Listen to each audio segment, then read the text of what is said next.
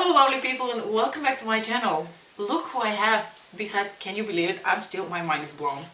This is Meg. Hello. And this is Alice. Hi. I cannot believe that you don't know who both of these ladies are. In case you don't, you're going to find their channels linked in the description box below.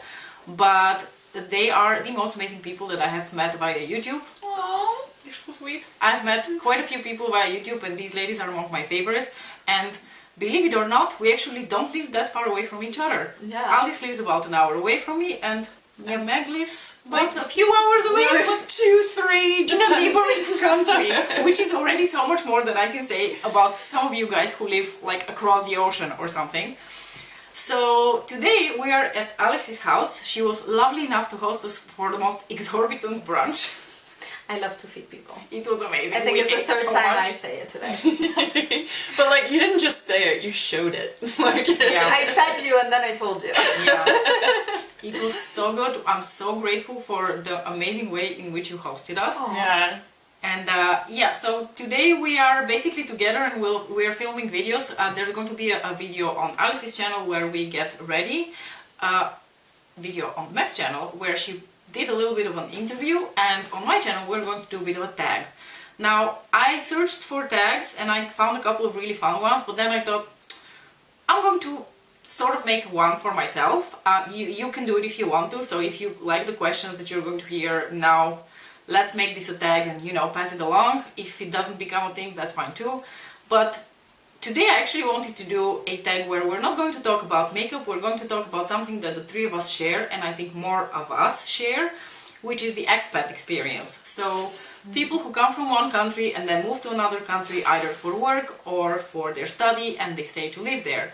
I think that is a very interesting experience, and I've considered doing like a get ready with me where I talk about that, but I never got around to it, and I thought, well, today is the perfect opportunity because I have people, one of them who lives in the same country, and it will be very interesting because I think maybe we have different experiences, and Meg, who lives in a neighboring country but still a different country altogether. So I've devised 10 questions here and I'm going to ask. Exciting. I think we the first time we met in person we spent like 2 hours talking about our expat experience, so this is gonna be fun. Yeah. Yeah. So I'm very curious how this is going to go because I'm really curious to hear your answers and your experiences. So the first question in my tag is, what is the reason for your move? From which country are you originally from? To which country did you move? So that's the first question. I'll start. I'm from Italy. I moved to the Netherlands, then to the US, then back to the Netherlands. And I came here for my study. So I did first 1 year of Erasmus, then my master project, and then my PhD all in the Netherlands. Mm-hmm. And after that, met a man, married a man, stayed. As one does. As one does. As one does. Meg, how about you? I am from the US. I grew up in the New England area, and I moved to Belgium 10 years ago after, after meeting my Belgian life partner, who I'm still with in Belgium. That's what happened. That's what brought you to the land of Belgium. Yes, we actually land of fries and chocolate. To the country which can't decide what it is. Is it France or is it the Netherlands or neither? It's neither. It's like this void. It's great. It's void. I really love Belgium. I love the unique cultural identity of being, well, I'm not Belgian, but I feel like I am at this point. I actually think it's really great how everybody just kind of lets everyone else exist. And it's like, if you speak French, that's cool. Speak French, I'll understand. If you speak Dutch, nobody will understand. We'll make it work somehow. There's always sign language. Anyway, that's the thing I'm trying to get at, is like, we just make it work. We make it work. And it's really beautiful, I think. Okay. Well, you guys probably already know this, but in case you're new to my channel, I come originally from Bulgaria and I also live in the Netherlands, in the lovely city of Nijmegen. Just because it's easy to say. Exactly. Oh, I did not know how to pronounce the name of the city that I was moving to when I came here, so that was very interesting. It was like, I need to go here. That is often with these type of countries. Or pronouncing it in a way that nobody could understand. It was like, Nijmegen. What? Okay, question number 2. How long have you lived in your new country of residence? I have been here stably, but it doesn't count. Stably. Stably, that's ain't a word, but I lived 1.5 years in the US. But the first time That's I a moved... short amount of time, so... Right? Yeah. So the Doesn't first time really I count. moved here was 2009. And then I think after that I had 6 months in Italy, and then I've been here ever since. A long time. Long time. So 10 years plus Yeah. at this point. Yeah.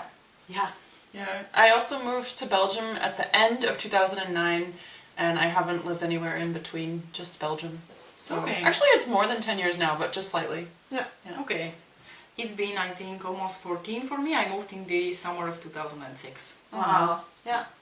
Very cool. Now that we have established how long everyone has been here, And how old we are. That's significant. I lie. I was in Luxembourg for 6 months. There you go. Yeah. 6 months more. There you go. I was working in Luxembourg for 6 months. That's not Belgian though. No, not at all. A European since 2008. Right. Yeah. Oh no, it was like somewhere in the middle. 'Cause- Okay. Yeah. Okay. Okay. Ah, cool. I didn't know that. Yeah, I forget. Luxembourg is such a forgettable place. Like, what is it, a country or a city? Even they don't know. Okay, let's get into the more interesting part. Describe your first week after moving and how you felt. Oh God. I can go about this. Go Okay, for it. go, Mine's go. not that interesting. Mine was kind of upsetting because Tim, that's my boyfriend. I feel like boyfriend's a weird word when you've been together for so long. But we didn't talk about the whole having kids thing before we like decided, very whirlwind romancy type way, like, oh, move to Belgium. Oh, of course I will. I love you. And then I arrived here. You need a visa also, I can't imagine. Yeah, I came over on a student visa. Okay. Yeah. So I like worked that out in advance. But we were staying with friends at a resort that's like a Center Parks. I don't know how to describe it, but it's like you go there and there's like little chalets and you can like go swimming and go walking and it's really fun. And we were there with skater friends, and it was like a couple that had been together at that point for about 10 years, a couple that literally announced their engagement at that time, like that week while we were hanging out with them, and then another couple that had just had a baby, and the baby was 3 months old, and I had just entered into this like very coupled situation. I wasn't prepared for it, and I was really sick, and I was like in the bedroom and I was like trying to sleep and I was upset, and I know Tim came over and he was like trying to comfort me, and he was like, why are you sad, honey? And I was like, because I don't know, I don't remember what I said. And it was something about having kids, and he was like, it's okay, honey, you don't have to get a baby right away. Oh my God! And you're still with the guy. He must have done something good after that. He's amazing. We can wait 3 months. Of course, I was just like, Wow, you had a really dramatic Yeah. yes. Oh my God. So that was how I arrived. week. Welcome to Belgium. Yeah. Yes.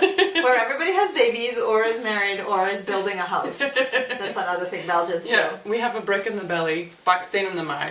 It's the saying. That you She speaks with an amazing Belgian accent. Yes. Like, you have no idea. We're gonna come back to the languages Okay. later, so Okay. let's not preview that now, but that you can speak with such an amazing accent blows my mind. Oh, thank you. My first week was, I'll count the first week in the Netherlands. We drove up from Italy with my parents' van. They took me to my year-long Erasmus study exchange to Delft in the Netherlands. And first of all, the highway around Rotterdam is like 10 lanes that cross on top of each other to get Really? places. It's ridiculous. It's like it goes from like, I remember it as 10 lanes. It's probably 6, but with like 3 that go under to go to one place, and there's a big knot. And my dad was like freaking out because where we come from in Italy, it's like roads that have 2 lanes, not 6.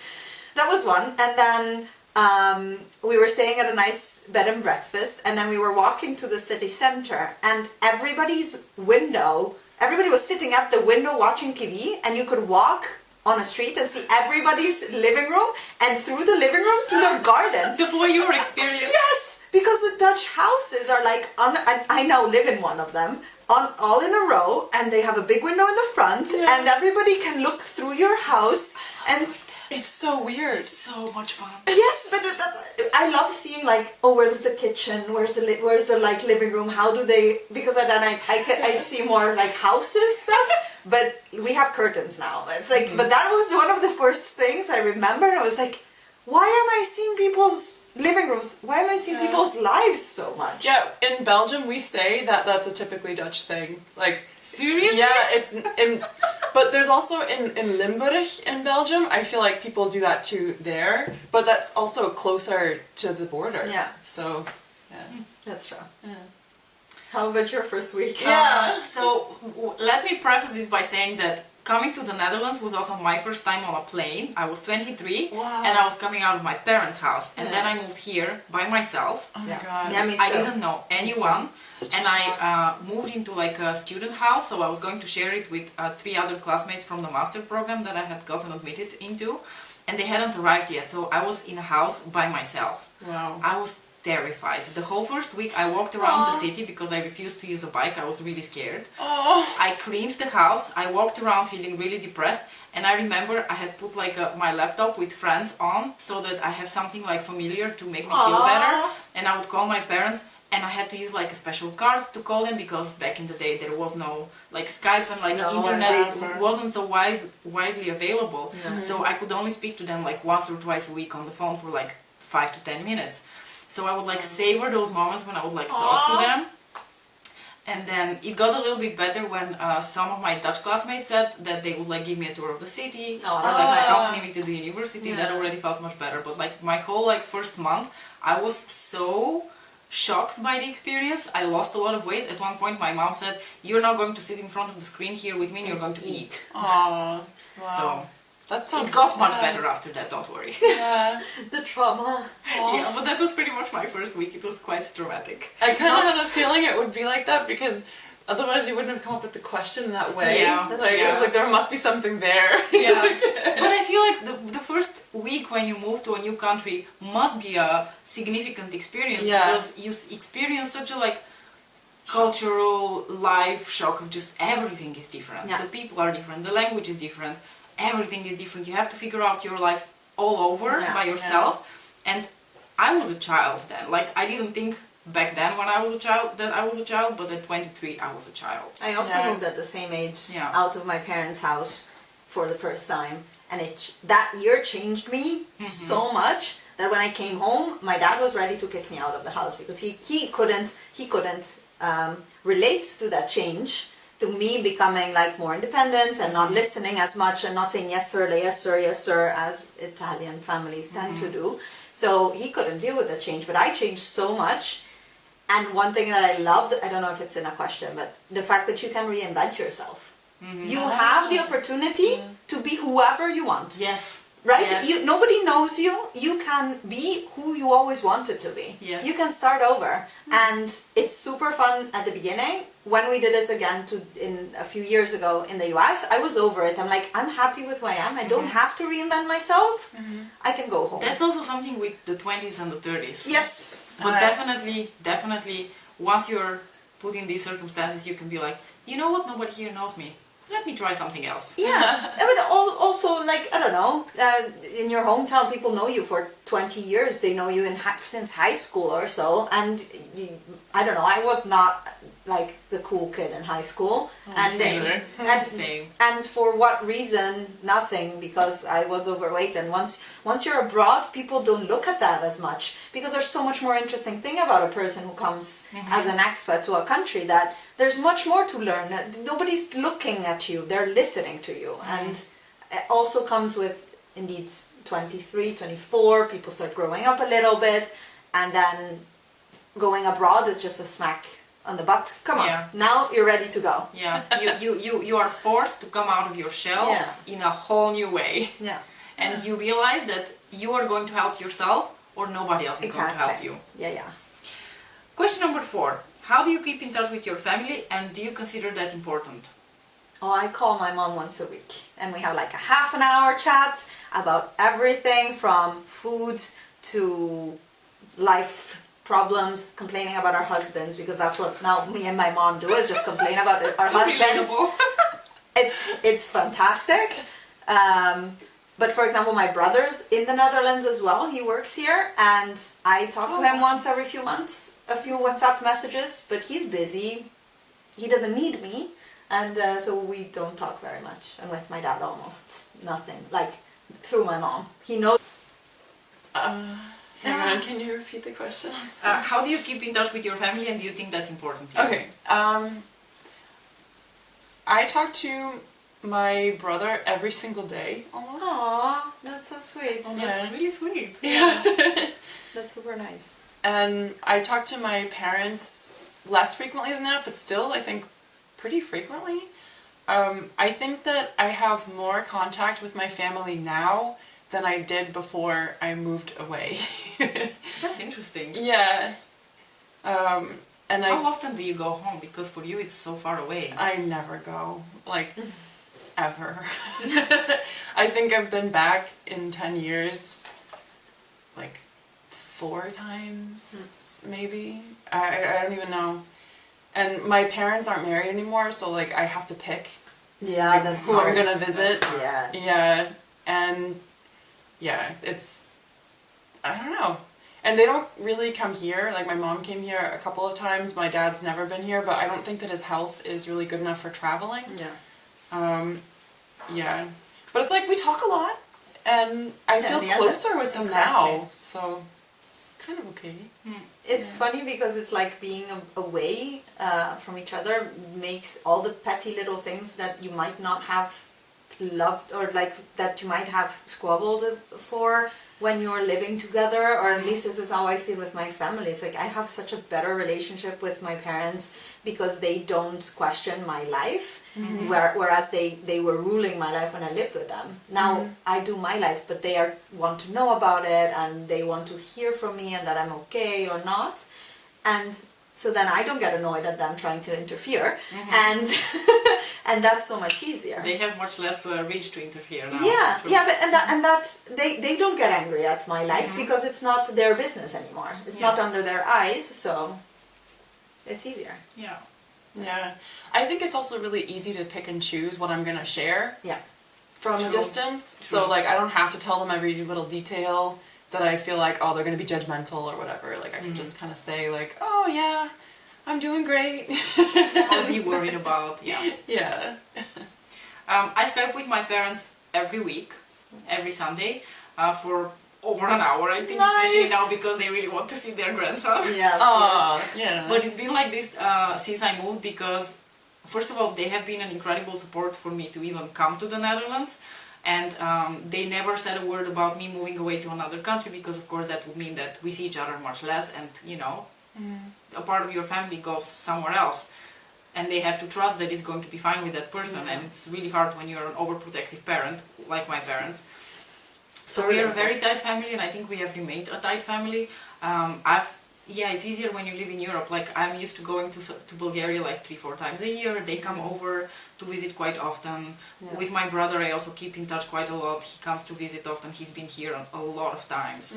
So I consider it really important, and I really like made sure to keep it up. Especially now that they have a grandson, I consider it particularly important. Yeah. I don't know. I sometimes think like I don't talk to my dad that much, but I know that he knows about me from my mom, and I always hear him in the background when I chat with my mom. She's become my best friend. She knows just as much as my best friend about my life, and I don't cherry pick what I tell her. I actually just tell her everything that's difficult, right? And the good things, but usually that's a WhatsApp message. Like she'll get the food pictures of every time I host.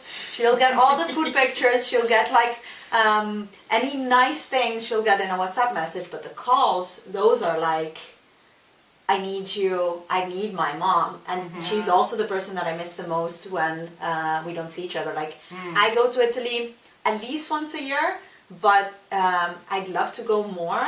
But we go for sure either for Christmas or a week in January for skiing.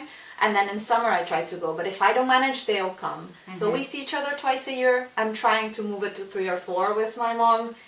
So she comes here, or we actually now decided to make city trips together because the men don't like city trips, they like nature and stuff, and we're like, yeah, but we too, but we'd like to go to city trips. So we went to shopping Paris. with my mom is the best thing. Exactly. And we went to Paris and we stayed out an hour in the queue for a museum, and my mom was like, isn't this so nice? Aww. We're chatting and we're still waiting for the museum we want. Nobody's complaining. Exactly. If there would be your dad here, Alice, he would be complaining that we should leave because we're wasting our lives like this. And like, nobody cares. We're just enjoying our company. Yeah. So no, I think it's very important.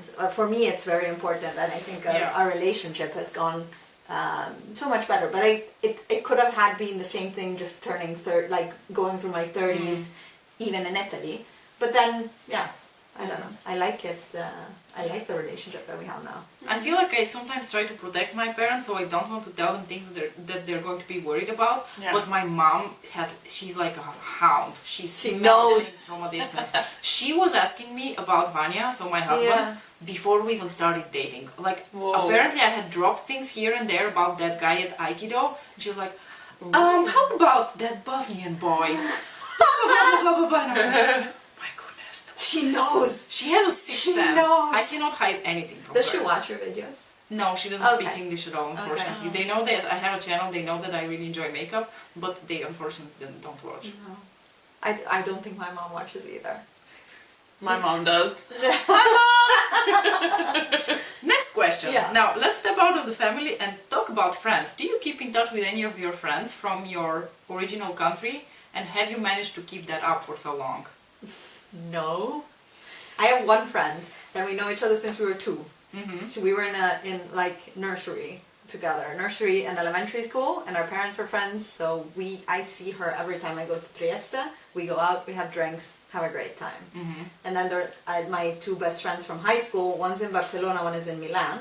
So when I went to Barcelona, I went to visit the girl in Barcelona. When I go to Milan, I visit the one in Milan, but not on purpose. Like they've never been here, or we keep in contact because we know we have a relationship and it's easy to just dive back into it. But no, none of my friends from home, let's say, not people that I talk to regularly. Yeah. How about you? I actually thought when I moved that I was gonna have all of my friends come visit and that we were gonna keep in touch on Skype and it was gonna be just like it was before, except we weren't going to hang out as much. How wrong I was. Young and naive. Yes. It kind of breaks my heart that I didn't maintain my friendships from a distance. I mean, not like I had really so many friends, but it's really hard. Yeah. I understand what you mean, but at the same time, if you think about it realistically, you left and then your lives split, and because you cannot update each other often enough, your conversations go up to a very surface level where you can only talk about, so how have you been these past 3 years? And you can only talk about the highlights. You cannot talk about the deep things, and that makes it very difficult to maintain a friendship. I'm actually really sad about my friend Kim, who we were inseparable before I moved, and when I left it kind of felt like I was leaving her, and it was really, really sad, and I still am sad about it. I miss you, Kim. I love you. I understand. So that's no, don't get to keep in touch with my friends. No, but don't be too harsh on yourself about that. It's really, really hard to do that. But also, it's one of those things that if you ever decide to go back and reach out, you know that you'll always find that friend there, and that's what makes some of these friendships special, especially for expats, because you can always go back to that time and talk to these people about it. And I don't completely agree that you can only keep a superficial level, because when I meet up with friends who I haven't kept in contact at all. Maybe it depends on the people. That's true, but it also depends on when. Because if you go out for a drink, it's one thing. But I went at someone's house and we ended up talking about the deepest issues I've been going through, for example, or what they have been going through in the last time, and what the highlights were, but also difficult ones. And you can get there because you're not going to tell them about your daily life. You're going to tell them about the important milestones. And that can bring actually quite deep conversations. But it depends on the person and on the It very friendship. much depends on the person. Yeah, for sure. So my experience has been a little bit like yours. You can have, like with some people, I can not see them for 5 years, then we see each other, it's like we've never been apart.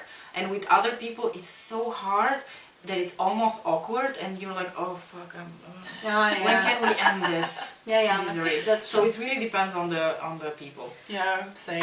Same. Yeah, but I think that for me at university level already, I had already cut off all of those people that were like friends of friends, or like people who I would only hang out with in a group. I was already like done with that.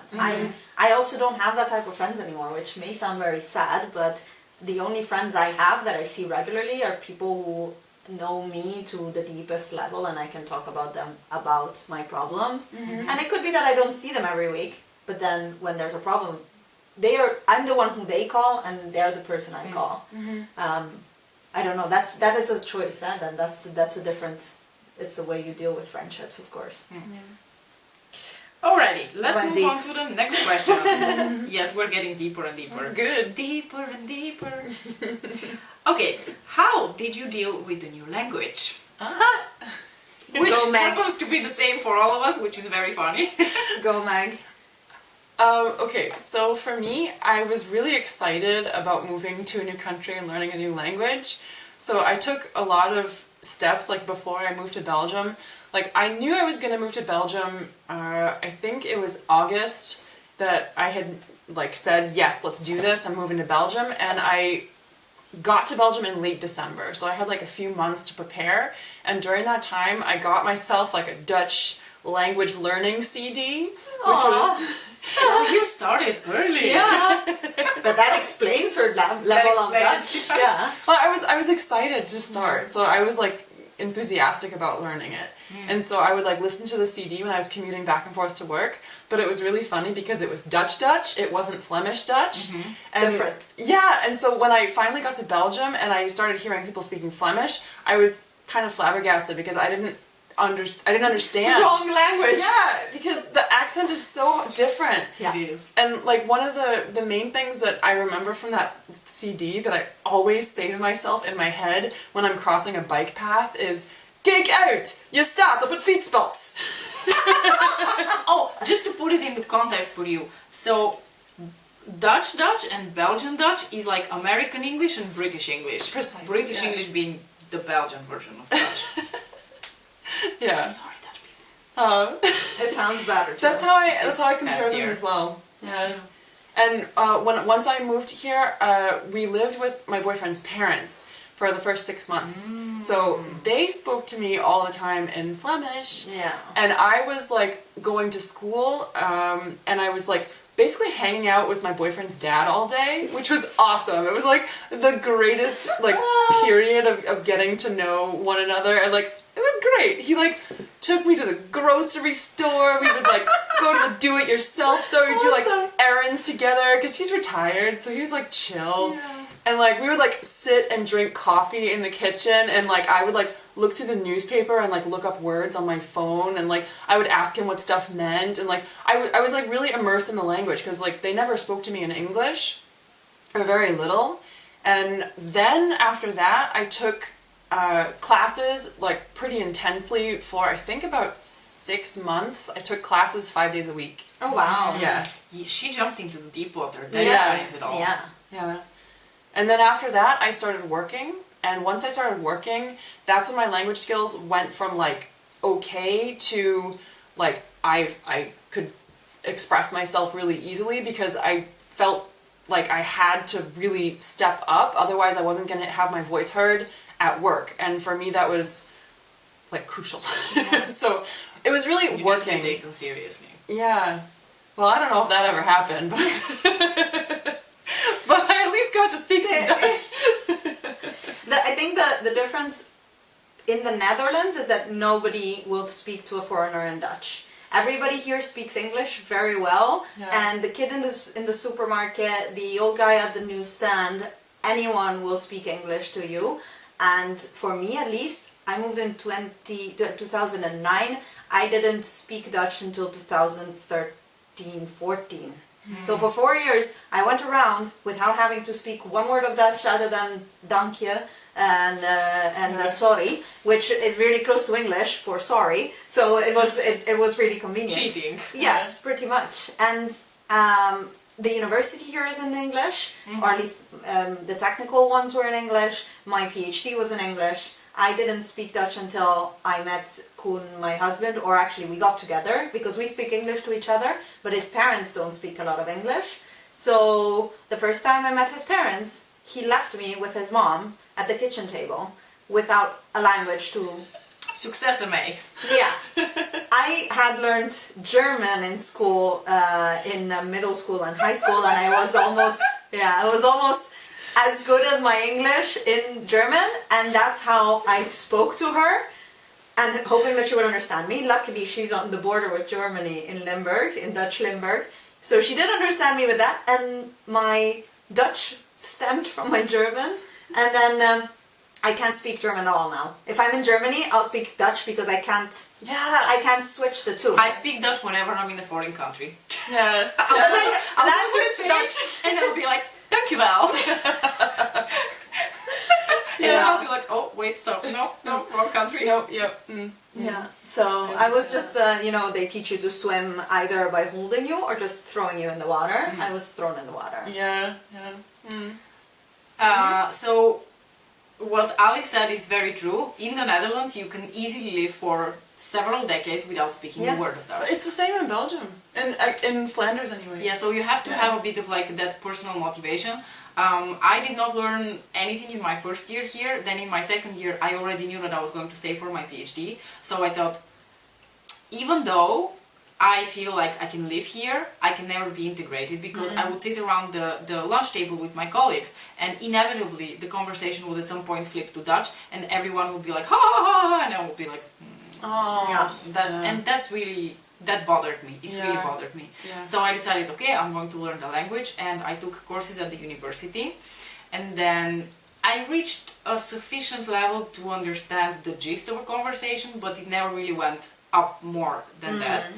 And then several years after that, when I was going through my difficult phase with my PhD, I was at home and I was kind of motivated again to start learning, but I was super done with like the standard courses with like the grammar and the exercises, because I had already done all of that. I felt like my grammar solid was basis.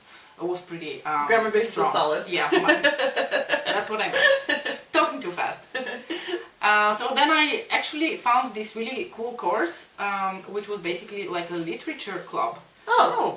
With a teacher. So she chose the books for us, and that's how I got into like more literary Dutch. Yeah. And after that, I had like a pass for the library, and I went through most of like the Dutch classic. Whoa! You read in Dutch? Yeah. I never read in Dutch. I never read in Dutch. No! You have no idea how much more beautiful Dutch is in books. Like if you read a Harry Mulisch book in Dutch, it's amazing. Whoa! I get so distracted. Yeah? Yeah, like I feel like I can't focus. For me instead it's too much focus, and I read to relax, so I don't relax. Wow. Also, same thing with watching TV. If I watch TV in Dutch, it's not relaxing. I actually have to focus on listening and understanding, so then I don't, like, I rather, if it's the news, I will listen to it. If it's like, there was a nice show on food and sustainability recently, Gefileerd, and it was very nice. And that I'll listen to because I'm interested in the topic, but I read to relax, and like, I read fantasy books. Okay. So, fantasy in Dutch would sound weird. I bet they had elves here as well. I know somebody who writes fantasy books in Dutch. There you go. Yeah. The thing is that I find it important to read a book in its original language, and I had done some research into like who the most important Dutch authors of the 20th century are, and because I felt like maybe I will understand the culture a little bit better, and it actually did help quite a bit. That's really great. Honestly, some of the books that I have read were really amazing, and I don't think they would translate the same way in English. That I agree. I was lucky that at the time I just had a lot of time to read, and I'm really happy that I did, because it expanded my vocabulary That especially. a ton. And then I went to work, and I went to a different department, a different lab. The people didn't know me, so they didn't immediately speak to me in English. Yeah. And then the Dutch people just started speaking Dutch to me. And Okay. initially they thought that I was just born in the Netherlands, but from Cool. a different background. Yeah. Yeah, so That's good. like speaking to them on a daily basis, that really upped my level so much, Yeah. because I just learned so much from the way they use words, the context, the different ways the different ways they structure their sentences. So that was very, very helpful. So now I would say that I'm pretty proficient in it. I could easily go and work somewhere in Dutch if that's necessary. I can't work in Dutch. Like, I can do friend conversation, family conversation, but... I have to call plumbers. No, yeah, but that Gardener yes, people. that I agree. That I can do. But my work in Dutch would put, like, my authority in speaking in a language that is not, that I'm not 100% proficient in. I would sound like a fool because I cannot put the right words, the professional words, and if... You have to be very formal. Yeah. Not necessarily, but I want to, because I am a woman in a position that I shouldn't be in, according to some people, and I have to be. Those people are wrong. I agree, but if I want to be sure that I can bring my best self to work and to interface myself with much older men. I feel like I would be a bit uncomfortable and treated also a little bit not inferior, but you're like, oh, she's so sweet, she's trying to speak Dutch. Yeah, so then I'm it's just not a saying, good I'm feeling. sorry, I understand Dutch, but I prefer my professional life to be in English. I understand what you Yeah, mean. yeah. It's easier for me because the only like formal Dutch, it's not even formal, when I have to like speak to my boss about my research or whatever work related thing, so he doesn't really mind. If Yeah, but would you write a paper in Dutch? I've written motivation letters in Dutch, but I always run them by Vanya, by my husband, because he's a native, well, not native, but he can speak at the native level. Yeah. Okay, let's move on. This was an interesting question. Let's take it a level deeper. How did living abroad change you for the better? As I said before, it was the opportunity to be myself without any background and without any like insecurity from my background, being bullied or being teased, and I could just be like myself. And then I think the open-mindedness of not assuming or judging people at the first sight or from their background, from where they come from, because when you are alone in a new country, all you have to do is be open and look for friends in places you wouldn't usually, or be open to meeting people and seeing if that person could be your friend. And when you're at the beginning I was especially with internationals, so I used to hang out with the Swedish group or the Scandinavian group when I was in my Erasmus. I was with Spanish people during my master's studies, and only then I met more Dutch people during my PhD. But all that just made me a person who, I think, at least, I hope, that made me a person who doesn't judge. Yes, I agree. The first thing that you think about, I don't assume anything as the first thing. When I see someone, I try to be as open as possible to give them the opportunity to show me who they are without any preconception. And I see that is something that people I know who never left home don't have. Because you don't judge someone, you judge someone for the person they are and not for their race, their skin color, their background, the country they come from, or any of those things. A lot of stereotypes drop once you are just open. You're open to seeing who this person is before you stereotype them. And also most stereotypes are wrong. True. You find that out very easily. I'm Italian, but I don't like football, I don't drink coffee, and I hate pesto. But you love feeding people. I love feeding people. Yeah, but she does too. For all the Yeah, I think that's true. But that's something that really bothers me. Well, we're going to come back to that question later. But I find that a lot of Dutch people really like to stereotype people based on where they come from. They're here and they stay in their country. If you go to Italy, Italians will stereotype on everybody who comes to visit. Yes. And then they're like, oh, but we are stereotyped abroad. Yes, but you do the same thing in your home, in your homeland. So, so let's stop stereotyping each other. Exactly. But if you go abroad, I think everybody should go abroad half a year, a year during your studies when it's cheaper. You don't need to look for a job. You can just study, but learn how the world is around you more than just what your little village is or your little town. And this is going to be very controversial, you can cut it out, but I think Americans especially need to get away from America and see how the world is beyond it. Because we can learn from each other so much by just, I don't know, there's things I love about America, and then there's things that when I was in America I missed from Europe. What if we could make a better world by combining these things? And it can go in many different directions: politics, culture, just human interaction. Here people don't say hello to you in Europe on the street ever. In the States, the bus driver will say, "How are you?" And he will even listen if you say, "Oh, I'm having a so-so day." "Oh, what's going on with you, honey? But I've Talk heard to that me about it." when they ask you that, they don't actually want to know. No, but if you do, it's But we think that they are actually asking, so at the beginning, yes, but nobody's ever been rude to say, "Okay, but I actually don't care." Like there is a level of maybe it's an opening that they don't mean to give, but to me it's better than getting like long faces when you walk around in my hometown, or like here at least they don't stare at you badly, but in my hometown everybody's like super pissed. Reason why That's terrible. that's like cultural of that town. It's like the classic is, "We can't do that for you." Like that's the standard answer. Even if they could, they wouldn't. Oh wow. So I don't That's know. a little bit of a mentality of our part of the world, though. I think so.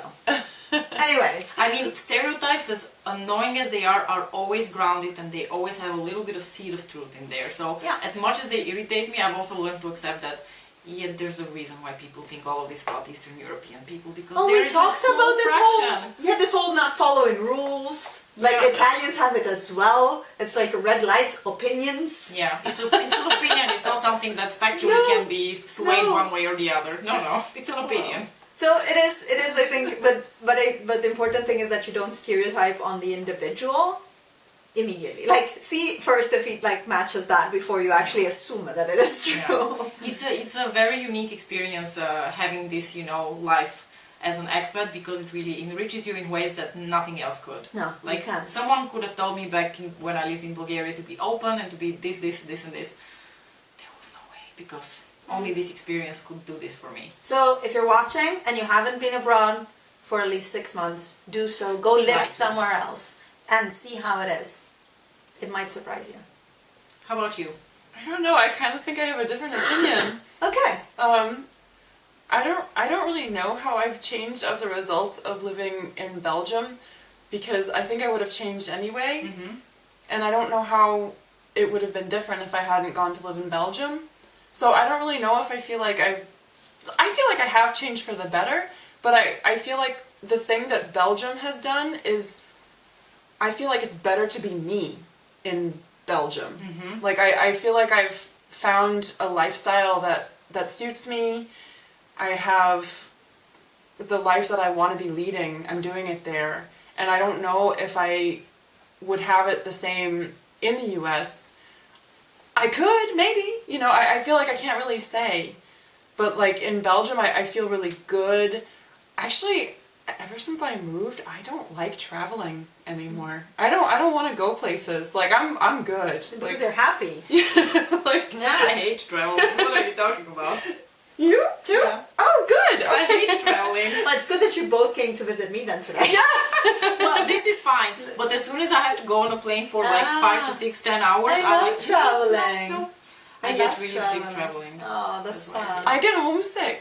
Okay. I like... Wait, I miss my stuff and I miss my home. Okay, yeah, I don't go on holiday for more than, like, if I go 10 days, by day 8, 9, and 10, I'm like, are we done? Can I go home? Yes, I have the same. Yes. That me and my husband's the same. Yeah. But that's because we're happy at home. But I love going on holiday. It's like, that's... Oh, I don't want to leave my chickens. I don't want to leave. I'm like... That I understand. Then you're leaving someone you care for behind. Yeah. I have a problem sometimes leaving the cat. There you go. I have fish as pets. Or it's not my fish, it's my husband's. We have an aquarium. That's all we leave. Don't forget the shrimps. Yes, but aquarium animals. They don't have names. Like, they don't have names. Waldo. I don't relate. Waldo. All the shrimps are named Waldo. Because you Waldo can't find 1, them. Waldo 2, Waldo 3. Oh, Waldo 5, what are you doing there? But they don't give Stop me touching love. Waldo 4. And That's then- your sister. And then I can't give love to them, and then I don't miss them. I'm fine. Yeah. But I understand if you have some. It's like it's for me. It's like living with my husband here. So okay, I Yeah. enjoy that too. I'm out. I'm out. I'm out. I love travel. So I definitely came out of my shell when I moved here because I feel like I've always been like a fairly opinionated person, but self-confidence is not something that I had before I moved here, because before I moved here I never realized that if you enter a room and you feel like crap, nobody's going to see you. If you enter a room thinking I'm pretty okay with who I am, then people are going to treat you completely differently. And I had to learn to feel that way and to feel like I have something to offer to people and to be self-confident. And also because when you're put in these circumstances, when you're by yourself, if you want to meet people, make friends and start conversations, sometimes you have to just approach people. Yeah. Yeah, so that's the biggest thing that I think happened to me. I just got out of my shelf a little bit, which was good. Yeah. Mm-hmm. Move abroad, people. Move abroad. Yeah, it's an incredible It's pretty experience. fun. I can recommend it. What is the worst part about being an expat? Is there a worst part? Maybe there isn't. I have married a Dutchman, and I have taken his surname for a while because I was annoyed at people assuming A, I didn't speak Dutch, B, I was like, I don't understand life because I have a foreign surname. Then the whole thing got so annoying that I don't have it on any of my documents that I took my name back, which you can do. It's because you only take the name on like official municipality documents and like government things, so it's really easy. But I do think there is a bit of discrimination happening at a subconscious level from people in the Netherlands that they don't really do it on purpose, but if they know you're not from the Netherlands, they'll treat you a little bit different. And I don't mean it in saying they treat you worse, but they don't per se treat you the same as someone who would be Dutch. That's the one thing I think. And then I miss my mom, but I said that already. Aww. I So miss maybe my to mom. feed into your, because I feel like my response is going to be very similar before we end with Meg. Missing my family, being away from my family probably is the worst part. And the other worst part is that you are someone without roots. You don't belong anymore in your home country. You don't really belong here. So you're kind of this like floating thing in between all of these other worlds, and you don't really belong anywhere. And it's especially hurtful when it's related to your job, where you feel like there is a certain part of Dutch people that always favors other Dutch people and not you because you're an international person. So that is really the worst part, feeling a little bit like you don't have roots and you don't belong anywhere. So then you either have to choose to accept it, which I still struggle with sometimes, or I don't think you should. So I am in a position in which I am HR for a company. I hire people.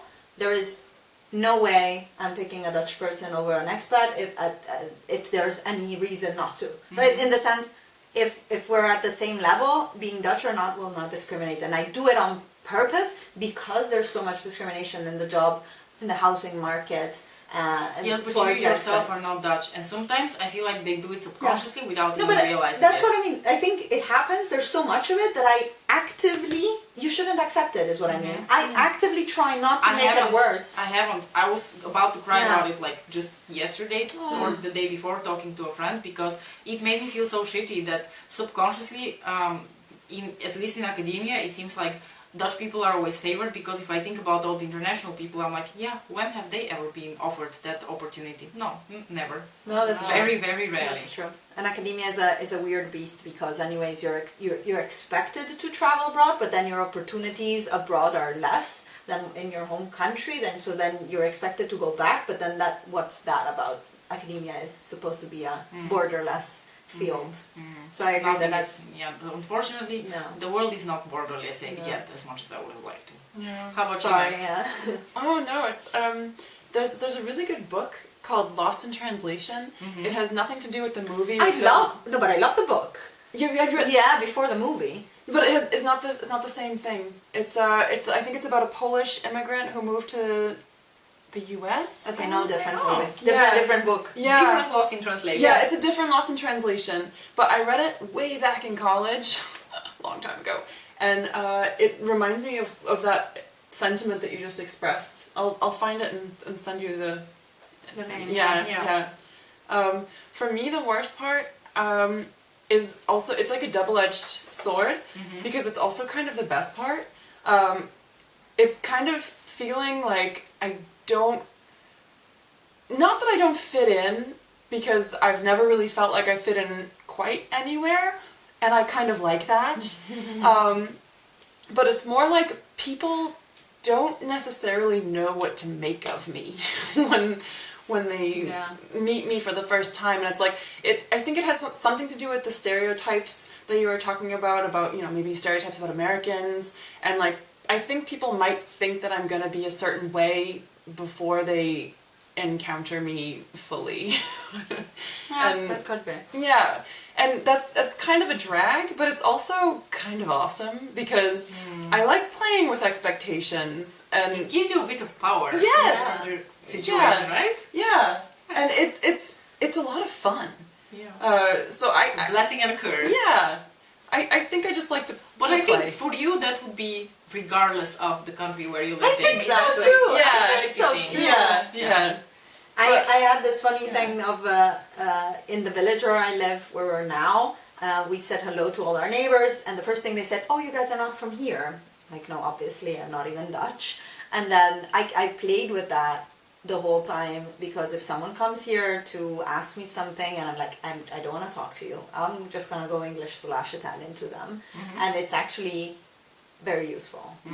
Talking about playing with expectations. Or sometimes if But I then really I don't understand- want to talk to other people, I'll be like, oh, I don't understand, I'm so sorry. Exactly. Me too. Me too. And Same unfortunately, thing. they always speak English. I had it, and my neighbors didn't know that I spoke Dutch until this Christmas party or the New Year's party that we had this year, because then I was like, oh yeah, I can have a conversation. I'm just trying to have a good time, have a conversation. Because every time someone was coming to ask me things, I was like, I'm sorry, because they're like, oh, could you do this for me? Or could you please, I don't know, take the trash out on a different day? Or I don't know, being I annoying. have very interesting neighbors. My neighbors are not so high maintenance. My neighbors are high maintenance because they don't work. So I know I'm the Yeah. annoying neighbor in my neighborhood situation, so I'm sorry, neighbors. Question number 9. What do you like or dislike? Well, you know, let's make it more interesting. What do you dislike about the new culture, people, country? We touched a little bit upon that, but what is You wanted me to be short? what is the thing that bothers you the most about the culture, the people, or the country? Oh. The most? I can tell you immediately because Yeah, I've thought go about this. for it. The thing that annoys me the most about Dutch people is that sometimes they can be so rigid and not flexible in the way they think about stuff, and especially what's very shocking to me, the younger generation, like the more like hippie generation, the 70s, 80s people, they're much more open-minded, much more fun. The younger people are sometimes so rigid and uptight that it boggles my mind. They're like, okay, we're going to do this from A to Z in these steps, and there's no way we're going to like do anything differently. And I'm like, but no, there are other ways to do things. You don't have to be so rigid about it. Yeah. Yes, there are occasions on which it's called for to be rigid and follow things and protocols and, you know, rules to the T. But somehow you need to think about it. Is it really necessary to do it that way? So that's the thing that bothers me the most. Oh gosh, I wasn't gonna go that deep. I was gonna say the fact that everybody eats bread for breakfast and lunch, and what is this? Like, I have issues with food, Dutch people and food, and priorities. And no, but the thing is, other people's personality doesn't faze me at all. It's like, I don't care. I make decisions in my company, so I'm like, sure, whatever, but we'll do it the way I wanted to do it. So let's Boss lady. Yes. So I don't get phased too much, but the food, I have issues with the food and food culture here. But I don't know. Everybody's always like staring at my lunches. No. Everybody's staring at my lunches and saying, "Oh, this is so nice," and I'm like, "Why don't you just make a double portion of dinner and then you have the same thing?" No, we eat bread for lunch, breakfast and lunch, and a snack in the afternoon. Like, bread out of ears. But doesn't that feed right back into what I said about being rigid? Yes, I That's guess. the way it is. But I think Yeah. it's also lazy. No, it's about because it's the way it should be. That's the way that it is. So we eat the It's, bread. it's the way it always has been. It's the way it always will be. So I learned what my are you talking about breakfast heresy? habits from a Swedish person, because Italians eat desserts for breakfast and I eat yogurt and kruski. But it's like, hey, if some other culture has a better idea, that it's that, why don't we adopt it? That feeds into your rigidity. Okay, but to that your was my horror, short. I think stampot is a great idea. But It's, by the way, mashed potatoes with a bunch of other vegetables in it. it's one vegetable and mashed potatoes Sausage. and the sausage as a side. You don't put a lot of Oh no, vegetables. stampot is so many different things. But you can have it potato and carrot, or potato and andaivi, or potato and rucola. Or all of these things together with But potato. that's not traditional stampot. Okay, I will Your leave that. stampot I would eat. One-on-one potato and that sounded wrong. One-on-one potato and carrot is not on my top priority of Okay. foods. I like how With you have sausage. food priorities. I have. I'm Italian. I love that I'm food is a focused. priority for you. Food is my. I'm already thinking about. Ooh, I'm gonna have dinner in 2 hours. I wonder what it is. I love that you think that way. I feel the same way. What bothers you? We're gonna have to talk more about how Italians eat dessert for breakfast at a later time. Because I'm very interested in this for my own personal reasons. But I would say, like, something that really bothers me in Belgium that it's something that hasn't really gone away, even though I feel like I should be used to it by now, is my sense of personal space feels very invaded all of the time. Really? Yeah, I think in the US we're used to I've heard having that more from American people. Yeah, But I thought Americans are like. No, Huggy they have and space stuff. and stuff. It's actual physical space, like how close people stand to you. Okay. I get like heated. I'm like, oh, stop standing so close to me. Oh my god, one of my Yeah. colleagues, American, says the same thing. Yeah, Cool. and it's like in the grocery store and like just waiting in lines. Like I feel like people are breathing down my neck and She said the same thing. It's amazing. Oh, it's awful. Yeah, and like another thing that really, really never ceases to irritate me is that like I feel like the assumption in the US is like if somebody bumps into you, they say like, oh, excuse me, like, oh, my bad, you know?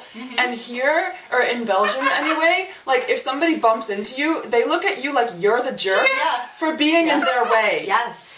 So the first thing that happened to me when I flew from the States back to the Netherlands, Yeah. I got into the airport and I got hit by someone walking. Yeah. And I'm like, There was no apology. They just They looked at like, you with a dirty look, right? yeah, but in the States, How dare everybody's you like, I'm stand in so my sorry, I'm feet?" so sorry, I'm so sorry. Even if Yeah. it was your own fault. And I'm like, how did that just happen? Someone just ran into me Yeah. and said nothing.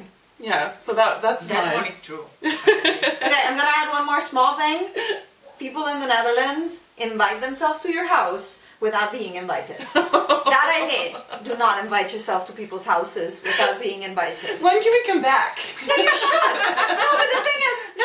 I had someone ask me, so Friday we're having pizza at your place with the whole group, right? Excuse me?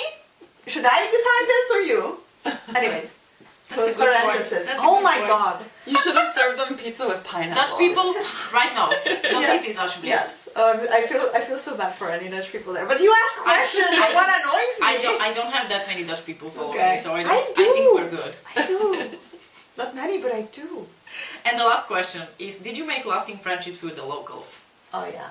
My best friend is my first roommate during my PhD, and she still lives in the house. I was renting a room in the house her parents bought for her, and yeah, I don't know. Her daughter is like my little niece, and I love her so much, and that she's like my bestest of friends. Absolutely. You?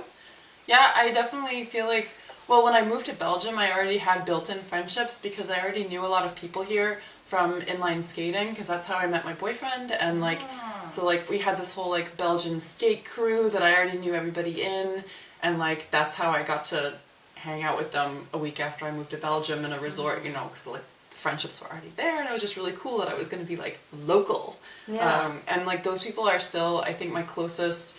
Like, I consider them my Belgian family. Every time we get together, I'm like, my Belgian family!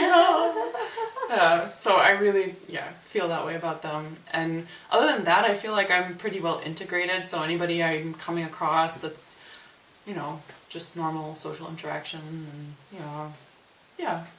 I mean, Evelyn, she's Belgian. There you go. Yes. Evelyn. I was going to say, why are you not talking about Evelyn? Yeah. How about you? I've struggled a little bit. I have one friend now whose boyfriend is Portuguese, so she's almost More half open, international. So I don't really know how much to consider her a true Dutch person. I found it very difficult to integrate into Dutch people's lives because I came as a student and I worked in academia where I exclusively met a lot of other expats. And because I felt much more at home with them, they became my family. And I've tried to make friendships with Dutch people, but I've always struggled a bit, and I understand why. Because, we come here and they already have their lives, their friendships, their families, and sometimes they just don't have that extra time to fit us in. Yeah. And I get that, but it's really sad for us. Because sometimes I feel like I would like to go that deeper level, and I've had someone break up with me actually, a friend. She just literally told me, that has never happened to me before. She just told me, I'm sorry, I have too many other friends, I don't have time for you. What? I was heartbroken. That is really hard. That's terrible. Yes, but I think Dutch people do that because I've heard more people have that experience. They have time management issues. Yeah. They're like, I'm sorry, I have 10 But friends. that's true. Dutch people are so busy with I can't fit in meeting my extended family except for it's months in advance. I think in January I made appointments for the end of March. So that is, I agree, it's difficult. And what I think is also difficult is lifestyle wise. I don't know, for me it's going for dinner. 6 o'clock is not a time to have dinner. It's a late afternoon snack. It's an afternoon snack. So I'm having chocolate and cake. I agree. Approximately now is another cup of tea and a snack. And for them it's dinner, and then that becomes difficult. So then I have a very close Italian friend who lives here, and that's actually who I'm going to for dinner today, and that works out much better. I think about it. My best friend is Dutch, but we don't see each other every week because she has a super busy schedule. That doesn't take anything away from our friendship, but it's just lifestyle is also different. Definitely. Yeah. I never thought about the dinner time. Wow. I don't know, because it's my life is I rather start a little bit later work because then I finish work at 6 o'clock and then I go home and then dinner's at 7 or so, between 7 and 8. But I never see my friend because she has dinner at 5:30 because she finished work at 4:30. She has dinner at 5:30, kids in bed by 7, and I'm like, I just finished work. And we can't meet anymore. So it's that is hard. Yeah. True. But then again, it's all if you want it, you do it, and if you care for the person, you do it. You make the time for it. It doesn't matter. And there's always brunch. Everybody has time for brunch. That's universal. There's always Agreed. Brunch is the best. Yes. It was the best. It was. I'm savoring the leftovers tomorrow. Sorry, guys. No, that's good. That's good. Anyway, guys, I think I'm going to wrap this video up because it's probably going to be It's only been an hour. an hour of footage, and I'm not going to get much of it out. So good luck watching if you made it this far. Thank you so very much. And don't forget to check out both of these lovely ladies' channels because I'm sure you're going to subscribe immediately if you haven't already. Thank you so much for watching. And I'll see you next time. Bye. Bye guys.